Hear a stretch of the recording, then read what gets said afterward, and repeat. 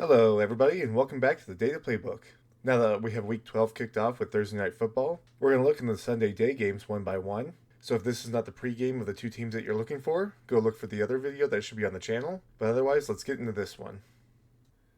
And now getting into our data for the Giants at Detroit. You have Detroit favored on the money line with a spread of 12.5 and a total line of 50.5. You have the averages switched over, and then looking at the rankings. Starting with the Giants, you have a mediocre offense with a good rushing rank, an okay passing rank, but they're not very good at scoring for themselves. And then defensively, they're probably about a bottom third defense with a allowed rushing rank of 31 and their allowed scoring rank of 29. They do seem to be much better at stopping tight ends than they are at the passing game overall. With Detroit, you have a pretty good offense with a scoring rank of 4, passing rank of top third, and a rushing rank of 7. Their defense is also about a top third defense with an allowed scoring rank of 10, allowed passing rank of 11, and allowed rushing rank of 8.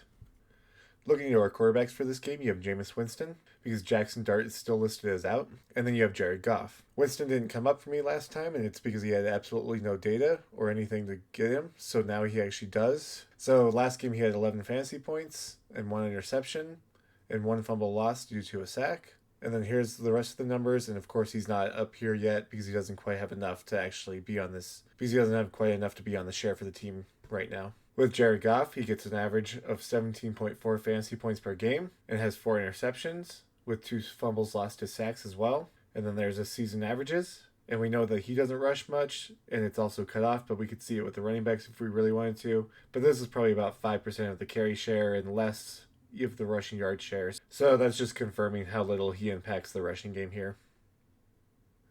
Next up with our running backs, you have Tyrone Tracy and Jamar Gibbs, with Tracy getting an average of 7.9 fantasy points per game and Gibbs averaging 20.4. Neither of them have any turnovers, so we'll just look at their averages. And then their share, with Tracy getting about 26% of the team's rushing carry share and 24.7% of the team's carry share. That's mostly because Cam still owns this largest amount, even though that he's out right now. He still has that, and this is the total for the team over the season. But over time, with Tyrone Tracy still getting the ball, you'll see him start to get a larger portion of the chart.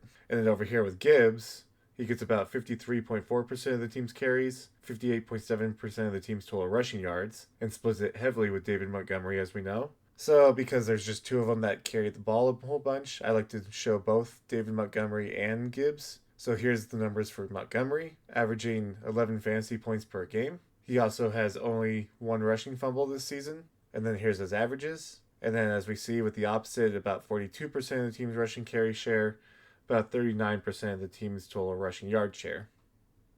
And then getting to our receivers with Wandale Robinson and Amon-Ra St. Brown. You have Robinson averaging 12.1 fantasy points per game, and Amon-Ra averaging 18.8. Neither of them have actually lost any fumbles this season. So here's their averages, and then their target share. Here with Robinson getting 28.1% of the team's total target share, and 28.3% of the team's total receiving yard share, which is the largest portion of anybody else on the team right now. And then with Amon-Ra, you get about 32.4% of the team's target share and 30.3% of the team's receiving yard share. He also gets the largest share of anybody else on the team right now, and that's expected for both these number 1 receivers.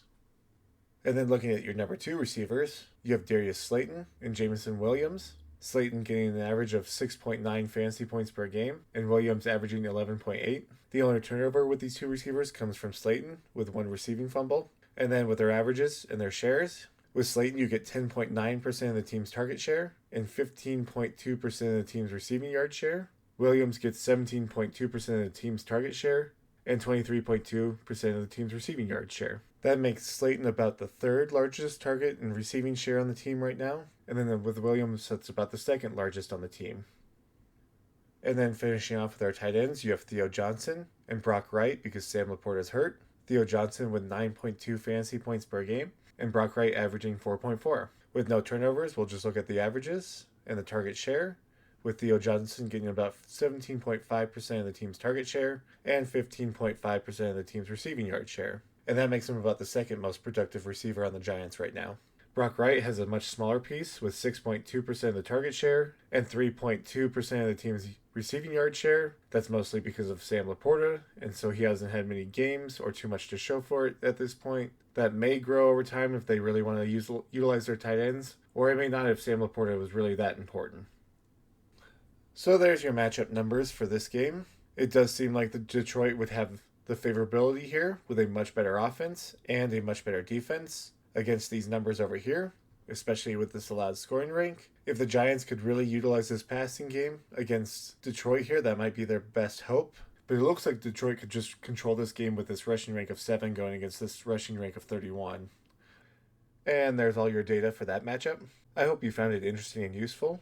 And if you did, leave a like and subscribe. And leave a comment on what else you might want to see in the future. Otherwise, thank you so much for watching, and I'll see you for the next one.